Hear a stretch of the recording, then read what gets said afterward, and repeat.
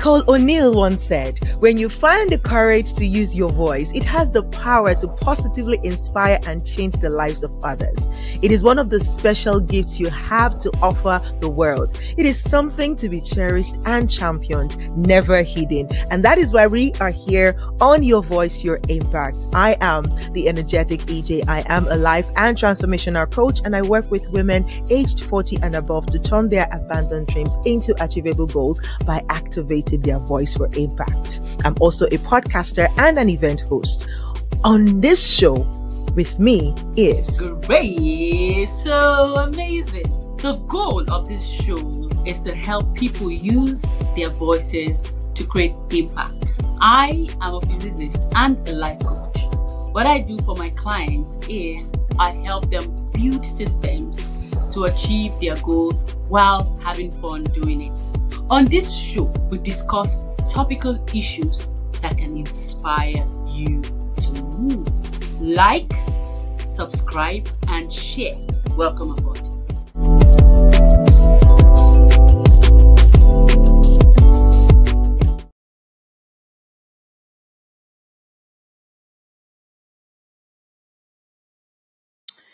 All right. Welcome on board. Thank you for joining us today on Your Voice, Your Impact. I hope that you are doing well. And I hope that October is Octobering for you already. It's been a beautiful month so far. And I think I kind of dove into October busy, but it's kind of busy. You know what I'm saying? So October 1st was really busy for me. I had 2 events in one day, and then I had another one on October 2nd. And yeah, so it's been a beautiful month so far. This is just the 6th of October, and I'm looking forward to more events, meeting more people, and creating more memories with as an event host, and of course also tapping into my coaching prowess. I'm going to bring on coach, physicist, psychologist Grace. Let's talk about our weekend. And of course, we have a beautiful, outspoken guest for us today. And I am so happy, please let me bring on Grace, I beg. I just watched that. Okay. Hello, it's a beautiful Monday and I'm happy. I hope this network is not misbehaving. Q4, you should not misbehave. Can you hear me? I hope you can hear me though. I can hear you. Yeah. So awesome. Q4 is here. So we are going to end it with a bang. No matter what happens. We are ending this year big on a high note. And, this Q4 is going to be very, very intentional for us. Funny enough, Grace. So I think last month or so, Instagram was doing somehow. And I think, I don't know if they changed their mind. Maybe people complained and they had to change their minds, right? Because as at last month or thereabouts, they said, if you don't have up to 1,000 followers, you can't go live on your account. So I was like, okay. And now I didn't have, so I tried to kind of beef it up. Good afternoon, Atong Amos. But funny enough, I just said, let me try. And it went through today. So we are live on Instagram. We're live on Instagram. And they finally allowed us into our account back. So yeah, so we can okay, we're live. We're not live on our handle. We're not live on our handle at the moment because I said let me try. We're live on mine, but I'll be able to share it because now we have access. We've been able to log into our account. Great. So great. But from next week we will resume back to going live on the account. So, but yeah, I think it's also making like okay, we are back. We are fully back. Okay. Yeah. All right. Yeah. The quarter is looking good. It's looking good. So, how was your weekend? My weekend was beautiful. Okay, so these days one would have to pause, and even though it was a little memorable, what did I do? I know you played volleyball on Saturday because we talked about your volleyball game. Now you just fault it for me. I was going to say that, I'll make it look like one big deal. It's a big deal. It's a big deal if you have outside activity. I think I'm looking forward to that. It's still a bit hot here now, but it's getting better in early in the mornings and late in the evenings. So I'm hoping that I would also like get out to do my workouts. But for now, it's just indoors. So if you're able to go outdoors and actually play with other people, you are blessed. Oh, you are blessed. I So agree. I agree. And most importantly for me, because I understand, I get bored doing, a particular thing without adding extra. different, just something unique. So if I know I'm working out, I'm exercising, the only thing that I've been able to do over the years that I don't find boring, because for every time I come out for my regular walk, I get to see something new. So that in itself is new to me. But the Mm, act, which is working, I mean, we're human beings, we're going to keep working for the rest of our lives.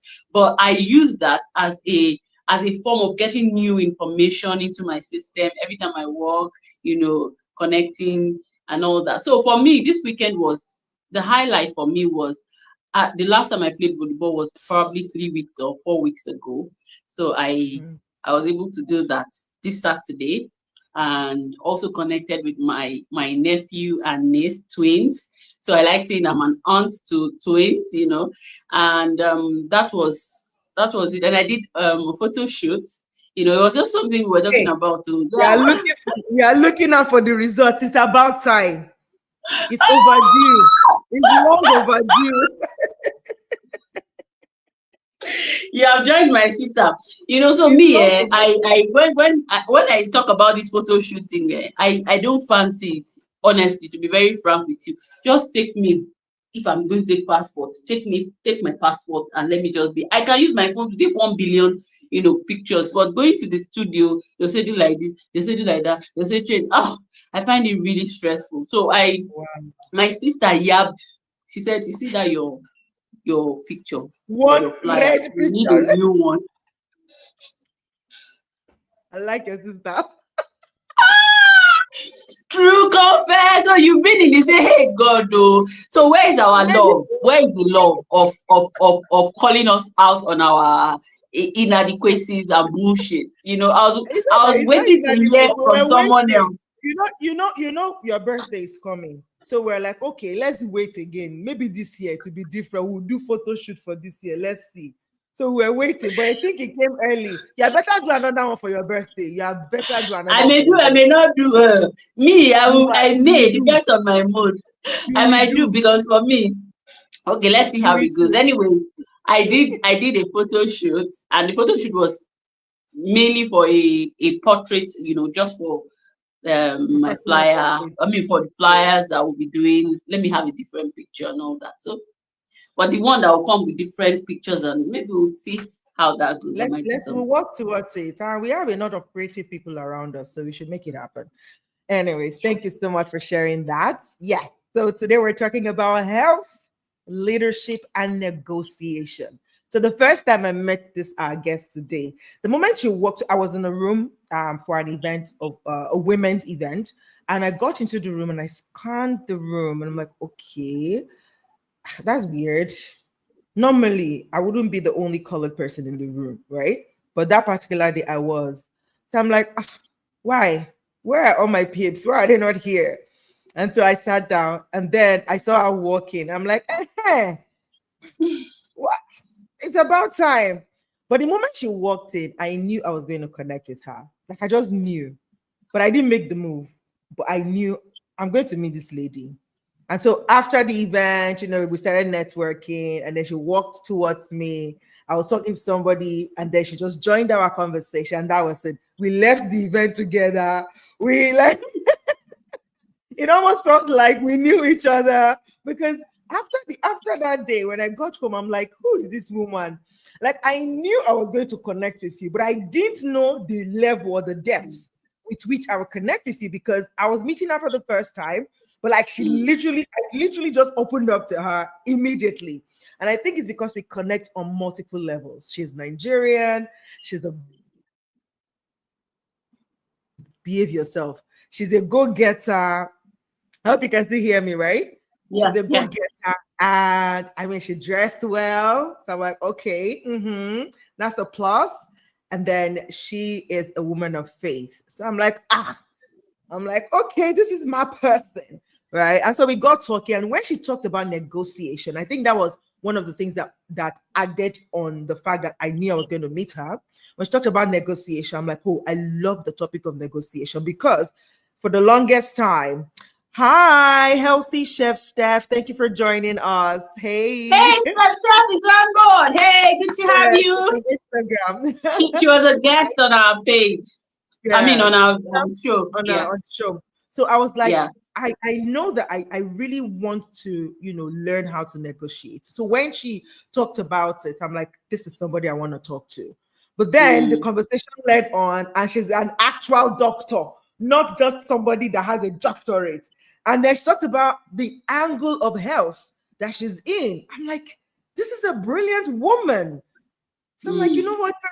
We are talking about career. You have to be on the show. And she's like, yes. I'm like, this woman is doing everything, just kicking on the boxes, kicking on the boxes. I'm like, okay, you have to be here. So that's Love why we her. have Dr. Gloria Esoimeme here with us today from the US, now in the UAE, but from Nigeria by origin. But yes, yes, yes. Hello, hello, hello, Woohoo! doctor. AJ, I love your energy. I love.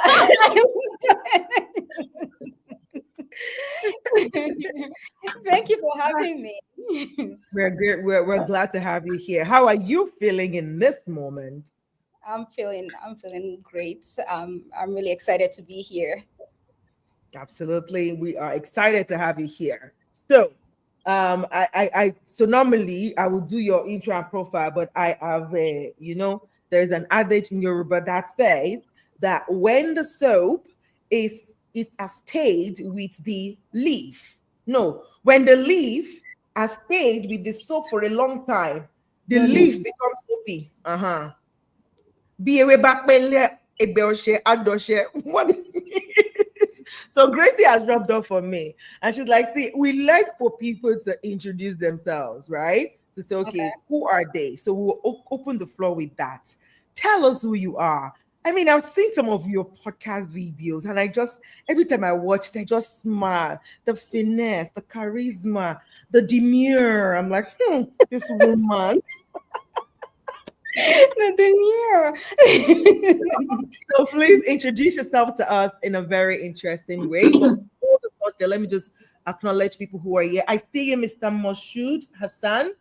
Thank you for Qureshi. Thank you for joining us from LinkedIn. I see you, The Birth Studio, Healthy Chef Steph, Atong Amos on Instagram. Thank you so much for joining us. If you're on YouTube, please drop a comment so that we can acknowledge you today. Yes, please, Dr. Gloria, introduce yourself. Yeah. So the way I introduce myself, it can be complex because I do a lot of things and I wear different hats. So it depends on where I am and what I want to achieve. But with you guys, I think I might go into a little bit of a lengthy introduction because you kind of put me out there. So I have to defend the introduction that you gave me. So I will start with where I'm from and who I am as a person and not who I am as a professional. So I am Gloria. I'm Dr. Gloria. I am Nigerian. I was born in Nigeria, grew up in Nigeria till my late 20s when I moved to the US. I've lived in the US for about 15 years, and then I recently moved to the UAE. Something else I add, some people think it's not professional, but I do it on purpose. I'm from a big family. I am the fifth of seven children, so I'm one of the last kids in the family. I have five big sisters, one younger sister, and one younger brother. And something that's very important to me is faith, my belief in God. It guides me, it directs me, it helps me every day to be a good person. So that's who I am as a person. So if you want to be my friend, that's who you're getting. All of my experience from Nigeria, America, now in the UAE, that's what you're getting. Professionally, I would say I have two doctorates because I am an internal medicine physician. I did my med school in Nigeria, then I moved to the US, and in the US, I did my residency in internal medicine. But prior to my residency, I did a master's in global health, and then I did a PhD in health services policy and management. So with both my medical degree and my public health and management skills, I now coach women and I speak at events. I teach women how to negotiate. I got into negotiation just because I saw I can negotiate. I was, like I said earlier, I was one of the last kids in my family, and I was the one who they would send, oh, go ask daddy for this. We want to do this, go ask daddy. And every time I kept honing my skills, I kept getting better. I would think of all the questions my dad would ask me before I get there. My dad is not an easy man. I would think of those questions and then get there. So anything he wants to, any counter ask he has, I'm already ready for it. So that's how I started building that skills gradually, and then I got more training. So now I teach women how to negotiate. I also speak at events. I treat patients with serious illness as an internal medicine doctor. I hope that has given you guys a little bit about me. Woo! A very little quick This bit. is where you deserve a clap, like a round of applause. Woo! Woo! Woo! I love it. Absolutely love it. Beautiful, beautiful woman with a very beautiful CV. Thank you. I love it. I love it. And for me, especially the negotiation part, like I said earlier on, stood out for me. And it is how it began and how she started to hone it from a very young age. And I think that is something that is very important that I want us to start today's conversation with. And that is because as parents, guardians, teachers, by the way, today is International Teachers Day. Happy International Teachers Day to every teacher out there. We celebrate you. Thank you for the work that you do with our kids. And teaching is like it's a wide spectrum.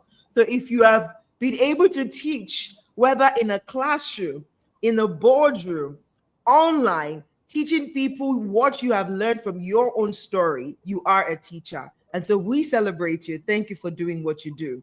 So, but again, it's like looking at kids and seeing that when your siblings and everyone started to leverage that skill in you, did anybody point it out to you that it was negotiation skills, or how did you get to that point? Was it at that young age that you noticed, or as you got older that you felt, that's negotiation skill and I'm going to own it and make it something that I'm going to serve with? That's interesting. Growing up, I didn't know it was a skill. I didn't know it was negotiation. I just knew that I was the messenger and I had to deliver, because these are my big sisters, right? So, and most of the time, what they're asking me to go ask for is something I would also benefit from. So if I need to go, so I would know how to. I ask. And my dad is very smart, very, very smart. So before you ask him for stuff, he would ask you deeper questions, and he just believed that he didn't want to give anything easy. You have to work for it. So my brain, whatever muscle you use, that muscle gets bigger and bigger. So I started honing that skill more and more. And then I went through life, finished med school, finished my PhD. I got more training in management courses while I was in my PhD program. It was when I was talking to a mentor, and she said, and I told her all the things I had been doing for people. So it was not just me. After I left home, now my dad, I don't really ask my dad for anything now. Now he's the one asking me for stuff. Now he has to negotiate with me. The tables have turned. So it was, I was doing what I was doing, because sometimes we do the things we do without giving it a name. Until I was talking to one of my mentors, and I'm like, oh, this was what I helped this person with. That's what I helped that person with. I started telling her the things I was doing, and she was like, negotiation is your thing. And when she said that, I was like, oh yeah, that's true, that's my thing. And then I owned it. So that's why there is the power of having mentors, people who have gone before you, who can look back and then tell you this is what your strength is. And sometimes it might be your parents. What my parents told me was that I was smart. That's the one. That's what my parents told me. Like, You didn't have language for it at the time. Yes, oh, you can do anything you want to do, and I think that's what most parents would tell their kids, just so their kids would do well in school, or so I just felt it was, but it was when I got older, I had a mentor who actually told me, Gloria, this is a skill that you have, and I owned it, and I developed the skill more and more, and now I am an expert on negotiation. I love it. I love it. I'm going to pass the mic to Gracie. Gracie, please go ahead. I'm loving this conversation, and I'm loving how we are going through this conversation already. But before I even ask the question around health, still on this negotiation thing, I remember as a copper, I was in a store, and someone that looked really rich entered the store, and I thought the man would leave me to attend to the person because I was just a bloody copper. I had my how much can a copper possibly have? Right. And you know what he said? And that thing stuck with me. When he came in, when those people came in, and I said, attend to them, don't worry, I'm going to, he now said, see, Ba, you see those people? They are going to price my life down, and I am not going to attend to them. You, I know you want to buy. They may price, negotiate, and they may end up not buying. They were not Nigerians, you know. I just discovered that he already knew them, and he just, you know. But when they left, and true to what he said, they negotiated. They said this, and they didn't buy. Now, the question I have to ask now, talking about negotiation, they say wealthy people are good negotiators. Wealthy people are good negotiators. They negotiate very well. When would you say, as a negotiator, that you're pressing the last button of the I hear person that you're trying to negotiate with? How do you skillfully negotiate to a point where the person would be impressed rather than irritated? Okay, that's a really good question. I'll tell you how one of my friends described me, and I'll tell you something else that happened. So, they described me as the most frugal and the most extravagant person they had ever met. The two together, Mm, right? It's that nice. combination, and it's because if I yes, I'm very frugal. Mhm. So there's a pharmacy called CVS in America. So there was a time CVS sent me an email. They said I was the top 2% coupon users in the States. Yes. Who's this Yes. girl? Yes. And it's not like when I was in grad school that I was broke. I was a doctor, I was an attending, I was making very good money, but I was the top 2% coupon users in the States, right? So, and this is how I see negotiation. Negotiation Mm, is a win-win. You're not there to mm, take advantage of the other person. You taking advantage of the other person, that's just low, right? The way I would negotiate now, it's not how I would negotiate like 10, 15 years ago, right? So maybe before, you guys are Nigerian, so people sell things on the streets. Like when I was mm, broke, I would negotiate till the last drop. But now when I negotiate and it's someone I know, this person doesn't really have. I know I can negotiate, but I don't want to take advantage, right? Like the extra mm, 100 naira, the extra 200 naira. If I save it, what difference would that make in my life compared to that person who I would give that 200 naira to? So that's at that level. So there are different levels when you negotiate. I believe in fairness. I believe in kindness. I believe in when you do business, you should want that other person to win as well as you're winning. You should not. I'm not saying you shouldn't win. I want to win, but I also want the other person to win. And what that does for you is it buys you grace. So the next time you're negotiating, even if you want to play them, they already trust you, right? So I'm not saying you should, but you've already earned grace that when you're doing business with the people next time, they know you're not trying to lowball them. But that does not mean I don't negotiate. So it's for you. First things first is what does this really go for? I don't like being cheated, right? If I want to be generous, I know I'm being generous. I know I'm letting it go. Not that you're playing me and you're giving me the wrong price, right? So if you give me the wrong one, I'm like, okay, you're playing me, I'll walk away. Even if I would have given you more, I would have let more go, but I don't like being played. So it's to first know what does this go for? Then what's that person's circumstance? And when I'm dealing with an individual, it's different from when I'm dealing with a corporation. Those are two different things. So it's to put everything in context. And when you negotiate, there's no one size fits all. There's no, oh, how do I know I'm being unfair? There's no general rule. So it depends on the situation you're dealing with. That's when you know you're being fair or you're being unfair, or you need to press on a little bit more, or you need to press the brakes. So it depends.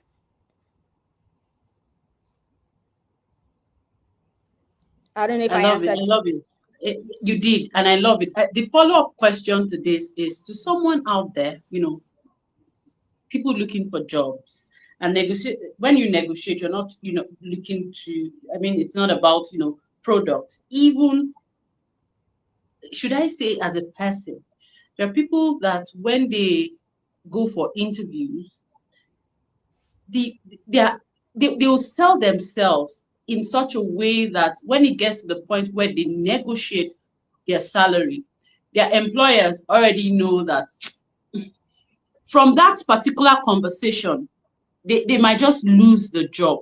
I have seen it happen. So if you were to talk to someone that would want to negotiate, for instance, their salary, what they want to get from their employer, how would you help them negotiate so well that even the person interviewing will be like, we need to hire this person and just take them to this department straight ahead, So I need you to talk to that person listening to this. Okay. So negotiating a salary is a process. It starts from, yes, it's not when you start to negotiate that salary itself that you're negotiating. It starts from every interaction, how you present yourself, right? So there's some places, once you go, you read their website, you read about them, you're like, no, that's not the job for me. Because if you go there, even if you kill yourself, you're not going to get anything. Some cultures are just toxic, and you should look for red flags really fast, as well as you're looking for green flags. So if you are in the right place, then negotiation is a lot easier because there's mutual respect. You're adding to them. They're thinking of adding to you. Okay. And so when you go for your interview, before you go for any interview, first of all, you look at the job description, and then you start to pick out your strengths. And something I tell women, some things they don't realize that their strengths actually is a strength. And somebody may say, oh, I have children, I have little children. So that's not a strength, sweetie, it's a strength. Everything is a strength. It depends on how you decide to look at it. So if you have little kids, I'll just use that as an example. You have little kids, you could tell them why they're asking. Sometimes people would ask, oh, what about your family? They're trying to know your situation. And you're like, yeah, I have little kids. We are in this place and we do not plan to move for the next 10, 15 years. So you've already told them that you're going to be with them for the long haul, right? So even though it was supposed to be, some people may see it as a disadvantage, but you should find out how you can use that as an advantage, right? So that's something. So everything, as much as possible. Sometimes we cannot be 100% strategic, but you should try as much as you can. To any question they're asking you, you're trying to say, okay, how can I position myself? I'm not saying you should start telling lies about yourself, because if you lie about yourself, they will catch you and you'll be embarrassed, right? But you want to position yourself in the best light. Like, you should put your best foot forward. So from the interview, because when you sit down, first of all, and you write out your strengths, it gives you confidence. Because if you don't know your strength, you're not confident. So, but once you write your strength, you're like, and it doesn't have to be, I'm a programmer. No, I'm a kind person. I am honest. I am hardworking. I show up on time. If you give me tasks, you can rely on me. You write out those things, and then you go on to the more technical stuff. You write everything down. When you write that down, it reprograms your brain. So when you go out for your interview, you're confident. You know what you bring to the table, and you need to tell them. So that's another problem, right? Some people go, they're like, oh, I don't want to be proud. I don't want people to think I'm not. Oh, I'm such a good woman. They should see me. They've seen my CV. Maybe they haven't really seen your CV, right? If your CV was enough, they would have offered you the job just after seeing your CV. Right? Absolutely. So you need to show up, and you need to blow your trumpet. Everyone is blowing their trumpet, and everyone has one mouth, and they're blowing theirs. So, sweetie, you got to blow yours.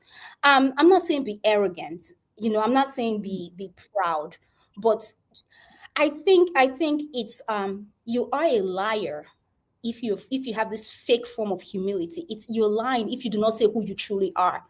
My name is Gloria. I have a master's in global health. I have a PhD in health services policy and management. I am an internal medicine physician. I can coach you and take your life from one level to another. If I speak at your event, life will be changed.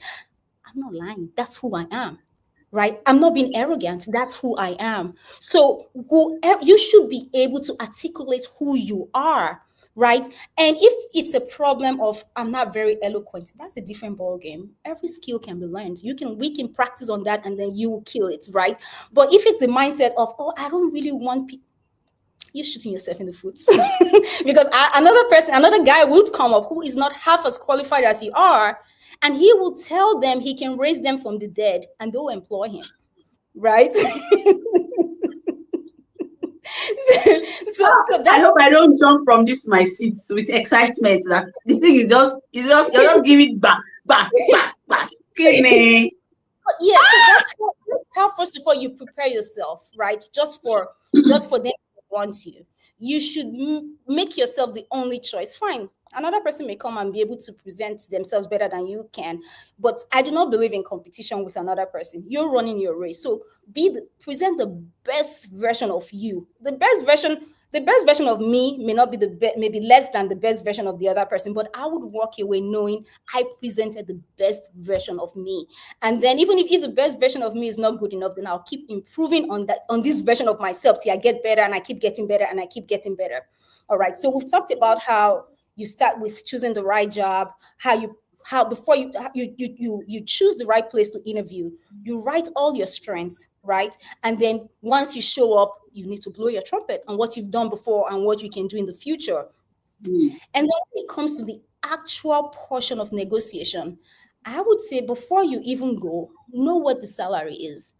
So I remember when I was interviewing for my first attending job, I told myself there was a benchmark I wasn't going to go below. I know, okay, if it's less than this, I'm not going to accept that salary. So I interviewed in a few places. I got offers. I'm like, yeah, some places. There was one place, literally the CEO had brought out red carpet. It was like an amazing time I had. I really liked them, but the salary was not up to what I wanted. I'm like, I really love you guys, but no, thank you, right? So because I already knew what I wanted. So it's to know what you want. And then there's a balance in knowing what you want, right? You can't go and ask for, you can say, okay, I want $1 million, but they don't pay $1 million for that job, right? You're going to be jobless. Okay, you say you want whatever you want, but what is the prevailing salary in that location that you want to, because every location is different. So I mean, Dubai, I could say I want a certain amount that they pay in the US, but if what they pay in the US is less or is more, there's a difference, then you have to be realistic. Even though we're trying to put our best foot forward, we want to get the best salary, but what's realistic? Because if you go and you're asking for what's ridiculous, they would lose respect for you. They will think you're not. They'll think that you don't know what you're doing. So know what the salary is, and then do not be if they say, what do you want to be paid? Just ask them. So what's the budget for this role? Don't tell them, because you don't know what the budget is. So you giving them a you might be value, keeping yourself, or you might be lowballing yourself. So you ask them, and then the first offer. Anybody listening, please write it down. The first offer is never the best offer. Never. Never the best offer. It may be the best financial offer, but you may be able to negotiate some time off. You may be able to there's always something you can negotiate. I remember there was this job I got, and then I was talking to some of the people who work. They were like, "Oh no, they don't adjust the salary." I was quiet. They said it's standard. They give everyone the same. I knew I didn't get what I got. I got better because I asked for it, right? Because they said they didn't change the salary. My salary was same as theirs, but I was able to negotiate my relocation fees. They would say when you relocate, they would give you a standard amount, and then when you move, then you need to send the receipt to them. I knew I wasn't going to spend so much money moving. I said, well, can I get the whole money so I don't even have to show you guys the receipt? And they were like, oh, yeah, we can give you that. That I got. And there were other things I was also able to negotiate. So just know whatever offer they give you, even if it's standard, there's always, well, almost always, some will say no. And if they say no, at least you know you tried, right? Rather than you didn't even ask at all. I absolutely love this. All the negotiation skills in my brain is the buttons are coming on. Over to you, the energetic. Thank you so much, Gloria, Dr. Gloria. I love it. I love it when when you know your onion. It's just beautiful. It's lovely. And so thank you for sharing all those beautiful tips. I'm taking notes. I want us to connect the dots now. I mean, I think it's a given that the fact that you can negotiate so well, just anyone who listens to you speaking right now can already sense like there's some level of leadership in you. Like, man, this woman can represent me. Just go and represent me, please represent me. Because you know what you're talking about, and you're able to, the win-win guide is also there. There's Yeah. empathy in there somewhere, and I think all of those part and parcel makes it whole. So let's connect it now. You've told us a little bit about your health journey, as a doctor, and of course, leadership and negotiation. How are you personally combining these three beautiful qualities, you know, and that has gotten you to where you are today in your career journey? So how am I combining being a doctor, being a negotiation coach, And, and and leadership, how are you leading with that? Like, how are we putting all of that together to be where you yes, are today? that's a good question. I'll answer it a different way. Leadership is not necessarily having a title; it's influence. Some people have the titles, but they don't have the influence. So you being able to influence people, that's leadership, right? So that's where it starts from. And from my speaking, from my coaching, and from my interaction with people all the time, every day, I lead. Now let's go to my health, my medical career. So when I was, no, it sounds like it's far, but it was a few. I just moved to Dubai a few months ago. So when I was in the US, I had two medical directorship positions. One was in my hospital. I was the medical director of palliative care, and I had people who were in my department who, even after I left the position, they kept in touch with me. So even when I didn't have the official title of being a leader, they would still reach out to me for advice. They would still reach out, and when I needed stuff, that's what, because leadership is all about influence, not necessarily you having a title. Even after I had left that position, they would still reach out to me and say, "Hey, this is what's going on in the department. What do you think?" And then if I had patients that needed to be seen really fast, all I had to do was just send a text message like, "Hey, I have this patient that I need help with," and immediately I would have them take care of my patients for me. And even as a doctor, even though the practice of medicine has moved from you telling the patient exactly what to do, it's now like, shared decision making, where you and the patient, you talk, and then you come together on the right treatment path. Because I know the medicine, they know their lifestyles, they know their pocket, they know what they can afford, they know how the medication, for example, if I have a patient with hypertension who is a truck driver, there's a certain medication I would give to him, it would make his job difficult. So I can't just impose what I want on them. However, being a good leader, it would make that relationship a lot easier. So what are the traits? Because it cuts across, right? Irrespective of me leading a team, me being a doctor, helping my patients get the best health that they can, or me coaching, whatever it is, the threads of leadership, as it's the same, right?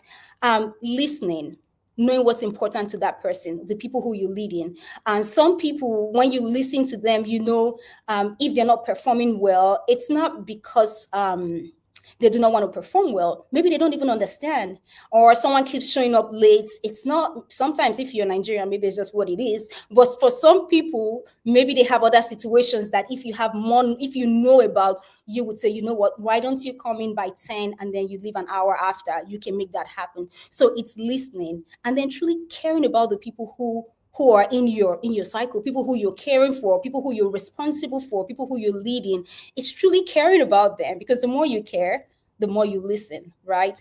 And then empathy, put yourself in their shoes. Remember when you didn't have the power, you didn't have the influence that you now have, how would you want to be treated?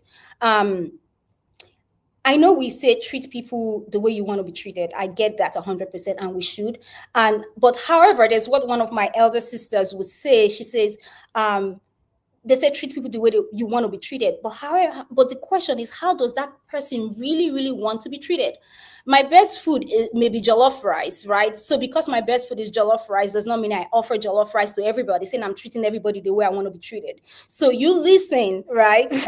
So you listen and you know what they want, and then you treat them the way they want to be treated, right? So these are just threads of leadership that would cut across wherever you are. It's just being kind, listening, having empathy, treating people the way they want to be treated. There's someone I really love so much, Simon Sinek. He is an exceptional leader. He talks about empathy. And I just think that leadership should go beyond making people scared of you. You know that leader that when you walk in, everyone is shaking, then you feel really powerful. You're not powerful, you're just a bully. True power is when you say, you know what, this month the things are not working, we're going to cut down salaries, and people still follow you, right? True power is when you don't have that title and they still follow you. True power is when the people who you lead, they take up your vision like it's theirs and they run with it. That's true power. Not people scared of you, people running, and people then you feel you're just a bully, you're not a leader. So those are common threads. So Simon Sinek is someone who mirrors the kind of leadership that I love, the kind of leader I aspire, because leadership is a journey, right?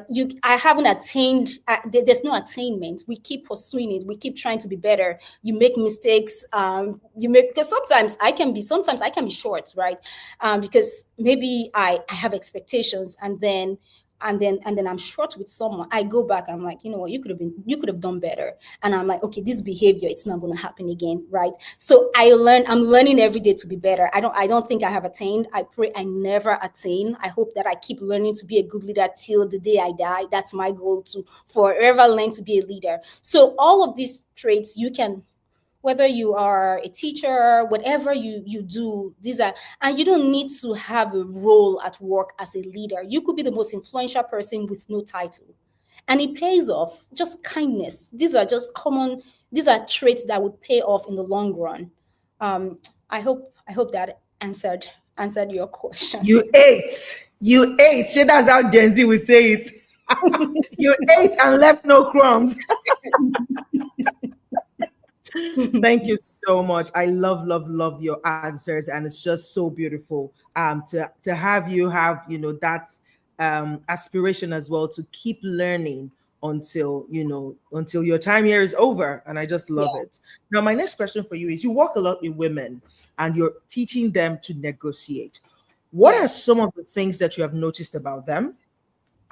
Let's say the thing that you found out to be the biggest struggle, and how are you, or what can you say to that struggle now that would help any woman here who struggles with negotiation, to help them move a step further? Like, okay, before I don't know how to negotiate, but with this thing that Dr. Glory shared, let me even practice this next move. Yeah, what would you say to that woman? One of the biggest things, there's so many things women have that hold us back, but one of them is fear, the fear of rejection. Every culture is different. So now I feel more comfortable talking to people from my culture who we all grew up in the same country. Like in Nigeria, women don't chase men, right? You're there, you wait, they toast you, and you're like, oh, fine girl, you wait, right? So most women, and I think it cuts across most of the world, most women have been used to people coming to request things from them. So they're not used to going to go ask for it. So it's that fear of rejection. Men have mastered the art of rejection, because you talk to 10 girls, 9 will say no, 1 will say yes, and they keep it moving, right? But women, you're not out there chasing men, say, hey, do you want to date me? Do you want to date me? Do you want to date me? No, it's even when you find women who do that, it's not the norm. And so men have practiced from when they were teenagers, writing letters, talking to different girls, getting no, they know it doesn't really define them.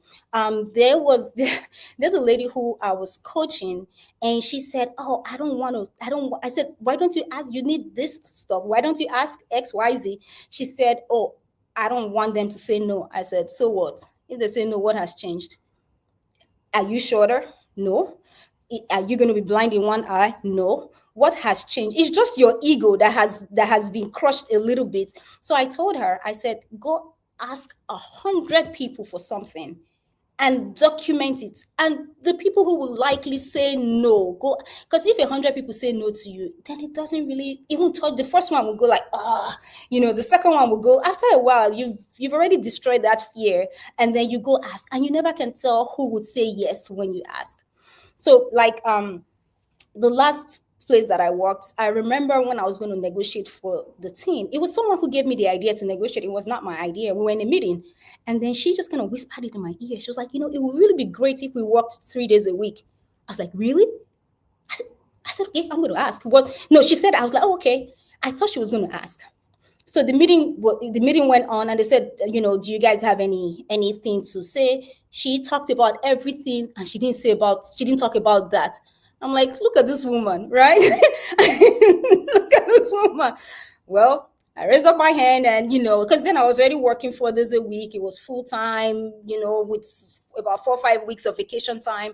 So I raised up my hand. I said, well, I really enjoy working here. I've seen how there's almost nothing I ask for that you guys haven't given me. But this time I want to ask for something a little bit more. Do you guys mind if we work 3 days a week? And they said, we'll look into it. I was shocked. If I did not open my mouth to ask, that would not have happened. And about a month after, they said, yes, you guys cannot work. If you want to, you cannot work 3 days a week, full pay, full benefits. So it happened. They said, as long as what you could have done in this amount of time, you can do it in a shorter time. It's your productivity we're looking for. It's not necessarily that we want to tie you down at work. It was where I worked I couldn't have asked for better bosses than the place, my last boss. It was a place where I grew. So it's that fear of rejection. If I had asked, they could just go, Dr. Esoimeme, you're so ridiculous. How would you want to work 3 days a week? Then I could say something funny, or I could put my head, whatever. However way I handle it would have been my own problem at that point in time. But the goal was ask. The worst they can say is no. And so it's that fear. So what I would say to any woman who's listening here is that if you have an ask, maybe start to practice at home. If you have kids that would normally not clean, ask them to clean. If they would not make their bed in the morning, ask them to do your laundry. Practice at home with your kids and with your family, with your friends. Just ask. And then if you don't get any win, your goal is, I'm going to keep asking till I get a win. Right? And then once you've developed that muscle, then take it to work. Because most of the negotiation skills, like I said, mine started from home, right? It's the same skill. It's just that you transfer it from one setting to another.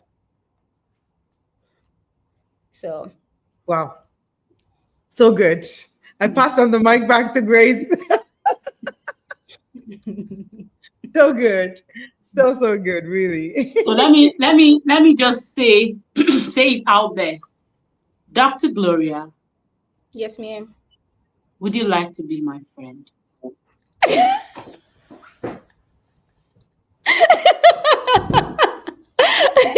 Of course. Who wouldn't want Grace so amazing to be their friend? Yes. Yes. Of course. Of course. Please don't tell me your camera froze at that point. The camera had to freeze. The ask was so shocking. Even the camera was like, what? Because that's not what I was expecting. Oh my God. Oh my goodness. This is so good. It's still frozen.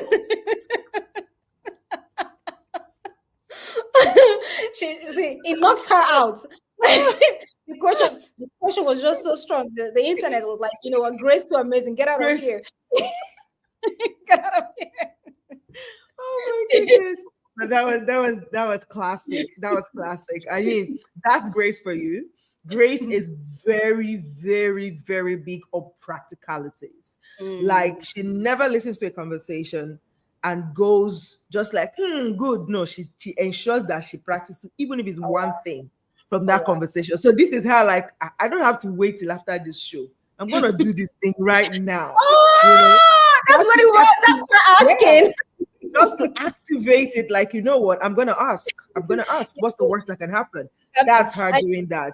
she got her yes immediately. She didn't have to struggle through a hundred no's. She got her yes immediately. Did you get it? So I'm so happy about that one. But honestly, I really really love your answers to the different questions, and I think especially I love the part where you open it up, relating it with our upbringing as women, where we're not taught to, be. It's almost like you are too forward if you do that. When you ask, you are too forward, right? There are only a very few percent of women that, even from young, they taught them how to ask, not to be entitled, but Correct. how to ask. One of those Correct. people that I know is my coach, DDK. DDK was like, our parents, especially our dad, brainwashed her. It's almost like he brainwashed her into knowing that, see, there is nobody you are on the surface of the earth that will make her feel small or feel like, I don't have enough. No, even if you are the president, like, oh, wow, nice to meet you, but do you know who me I am too? And so when you know who you are to that level, it's like, to people who don't know that, it will come off as arrogance. But like you said, it's not arrogance, it's you stating the fact, You because I stated know my strengths, I know what yes, I can do, I know how I yes. can deliver, and if You I'm know, you know what, communicating that to DJ? you, You know what? yeah. The people who, when you're talking about your strength and they think you're being arrogant, they are people who do not need the service you're offering.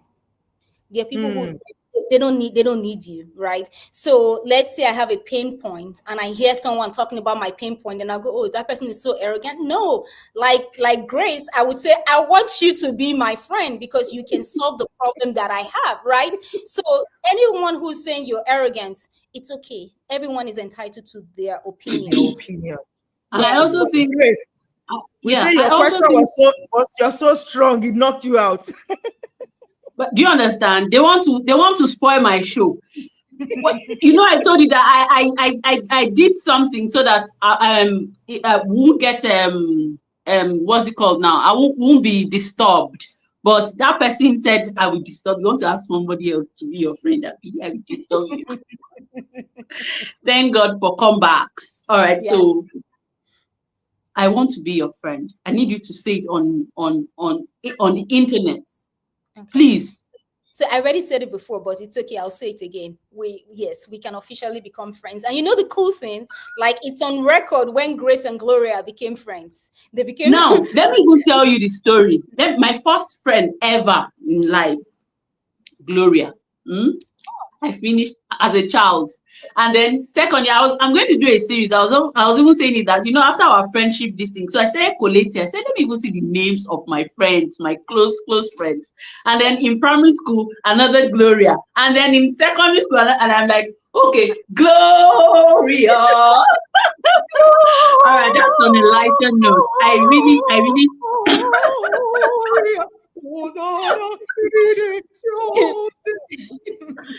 you see, I love when you have, I don't know how to say it.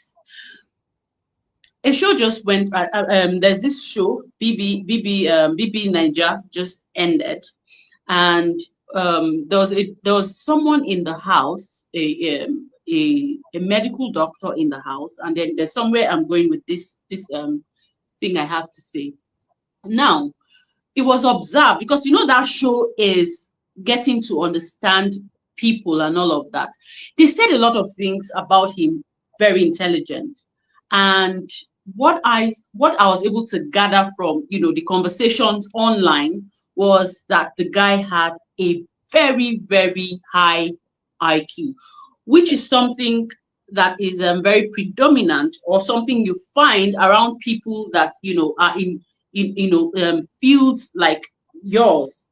And one thing they kept talking about, which is what you have already addressed about empathy and all of that. So I need you to address something now talking about the health system in general, because this question will be very, very important. And because the rave is still there, people talking about how, people with very high IQ, especially doctors, you know, um, they talk a lot about, their job is about saving lives. And sometimes when you reach out to a doctor and you meet many doctors, and they'll be like, where's the human in them?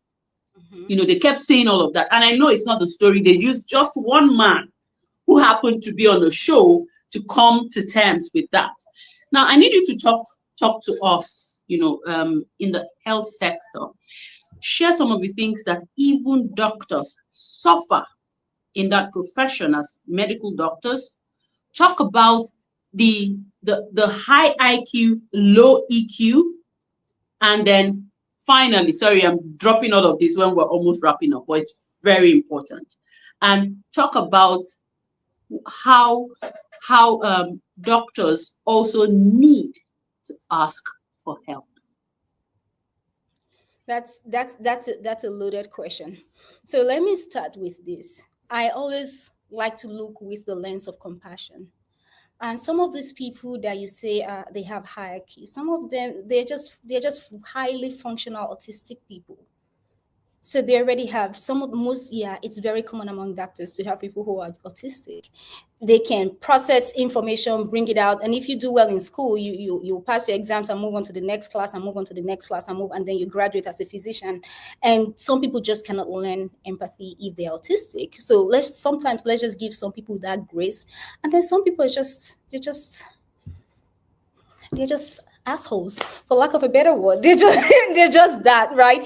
They are that because maybe they've always been smart, right? They've always been smart. They think, oh, there's no one like me, I'm the smartest, and they just go with that attitude, and they feel like people should be lucky that they smart me, I'm taking care of you. But it's the other way. I think maybe the training, there has to be more emphasis. For me, the highest honor of my life, the highest privilege is to be a doctor.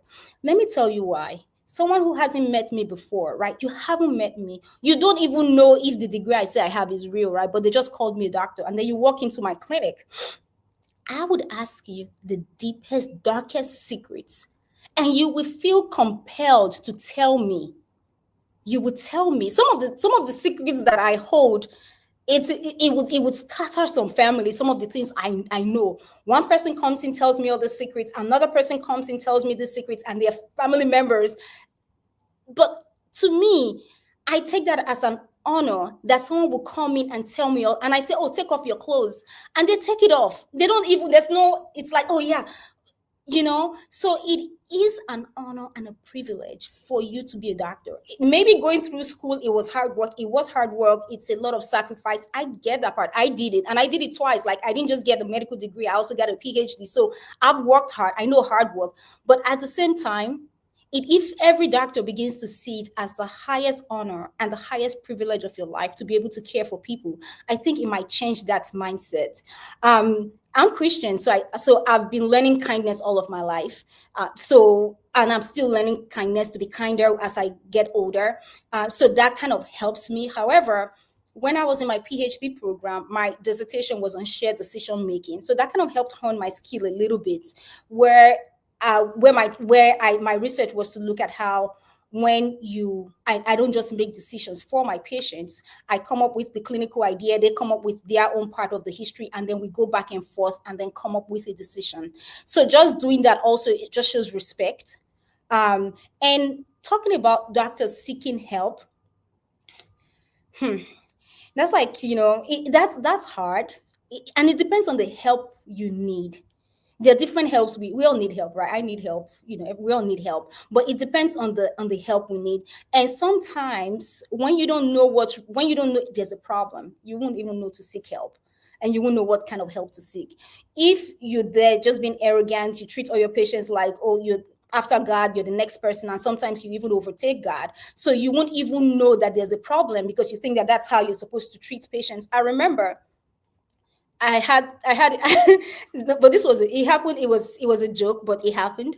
So there is an international organization called the International Shared Decision Making Organization, and they have conferences every 2 years, and we're trying to get some members to be involved at some point. So I was talking to one of my friends about it. I'm like, we could be, because I participate with the group. I was telling her, and she said, oh, what is it about? I told her. She said, wait, it means I won't have the power. No, I don't want to join them. I want to keep the power. I want to keep the power. But she was joking. But that's the mindset where people do not want to let go of that power and hand that power over to, or share that power with your patients to make you guys a stronger team together to help that patient. Because the patient who trusts you, you don't have to spend too much time explaining to them why. You tell them, oh, this medication is this, because over time you've built that trust. Then the encounter goes faster because you've built trust over time. Unlike when you're like, oh, I want you to do this, I want you to do this, I want you to do this. Some patients actually like that, right? I've been in situations where I'm telling the patient, well, these are the options. This is the side effect of this medicine. This other one, that's the side effect. And the patient, and I like, okay, so what do you think we should do? And they say, well, you're the doctor, you tell me. Right. So I still face that. But then I try to explain to them that, look, I know what I would take if it was me. However, I don't live with you. I don't know how. So I want you. I don't know your values completely. So I want us to work on this together. Right. Some patients will still say, you know what, doc, go ahead, make that decision. Then I'm like, all right, I'll make the decision. Right. So what I would say is just for my colleagues, it's okay to share your power with the patients. As leaders, it's okay to share the power with people that you lead. It's okay to share it. And that way everyone gets lifted in the process. Now, wow. We've entered this October with power. Dr. Gloria. Finish me. Cuckoo, finish me. Energetic. Make she fry us. Make she fry us with your dodo. What? Oh my goodness. You're just touching all the things I value. When somebody can communicate effectively, when you can break things down, to granules, so I cannot ask you, if I ask you one question, you will so pieces it that I no need to ask the question in another form. You are a great teacher. And then, what else? What's the strength? See, leave me alone now. Don't worry, she will not be friends now. She will not be friends now.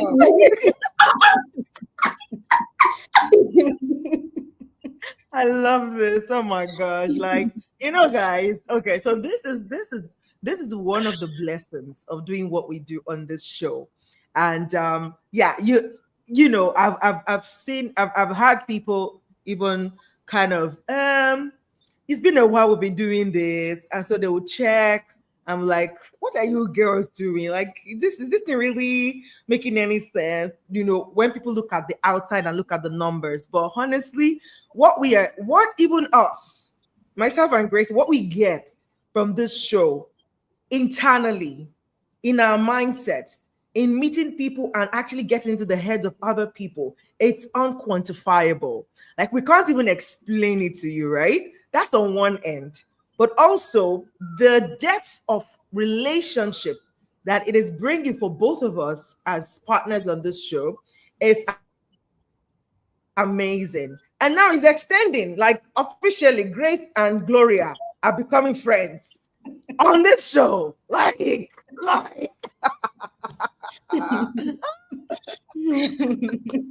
So, thank you, Gloria, for saying yes, for coming up, for being amazing. Like, you are an amazing woman, and we want to honor you. Want to say thank you. Keep doing what you're doing, and even keep doing more. Like, you already desire to be a better leader, to be a better negotiator, to be a better health practitioner. Keep doing all the amazing stuff that you do. Yeah. So yeah, we are friends now. It's a sisterhood now. Yeah. Yeah. Grace, it's now more than friendship. Ejiro just took it to another level. Now we're sisters. Another level. And I love it. I mean, I want women, especially women watching this, or women that will watch this many, many months or years from today, to be able to know how they can reach you and how you can work with them, because you're not just using your voice for impact. There's someone that needs you to be to take them from where they are to where they would rather be. And that's what this show is about. This show is not about bringing, the beautiful part is different people come on the show, but we know that some people are tailor-made for certain people. And I just felt it in my spirit that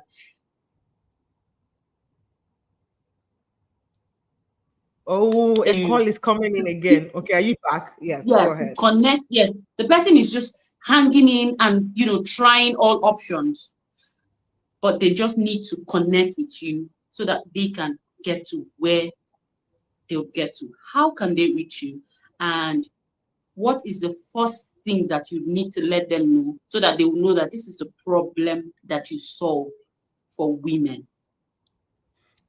So I teach women how to negotiate, and like we talked about in the show, negotiation it starts from you picking the right job, it's then you negotiating your salary and you being on the job, right? It's a whole. This We are always negotiating every day. So whatever stage you are in your career, whether you already have a job and you're thinking of going on to the next level in that same place, that's still negotiation. So to find me, I'm on Instagram, I'm on LinkedIn, I'm on all the social media platforms. My first name is Gloria, my last name is Esoimeme.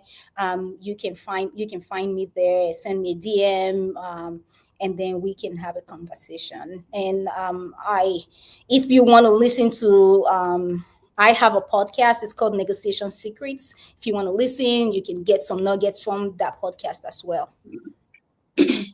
Thank you so much. You have just used your voice for impact, and we really appreciate it. Thank you so much for having me. I've enjoyed the conversation. I initially had one new friend and then it switched on to another sister. So hey, it's a win-win for all of us. Love it. I just practiced what you taught me. I didn't even negotiate. I just went boom. And I also think we need to talk about negotiation even when it comes to relationship. I think, when you were talking about it, I was just like, there should be some form of negotiation when you're dealing with your spouse, with your friend, with your, Oh, there is. boyfriend, with your partner, There is. Oh yeah, that that happens all skill the to time. be. Oh yeah. Mhm. Oh yeah. That's where you negotiate the most, much more than you negotiate with your boss. Yeah. I love it. Okay. Over to you. Thank you so much. This has been such a fun, like my jaws are aching because I'm smiling so much.